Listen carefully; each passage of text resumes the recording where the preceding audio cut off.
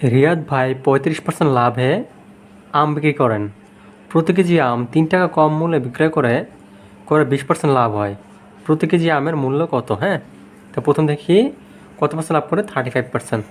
তার মানে ক্রয় মূল্য যদি 100 টাকা হয়, বিক্রয় মূল্য 135 টাকা।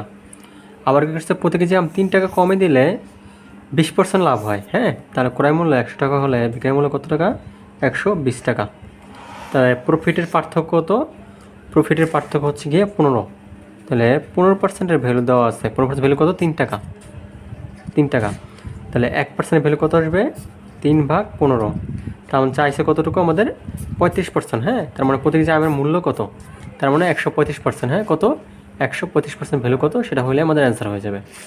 তাহলে 135%।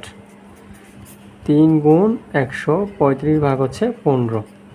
3 5 15, 5 27 135। তাহলে প্রতি কেজি আমের মূল্য হচ্ছে কত?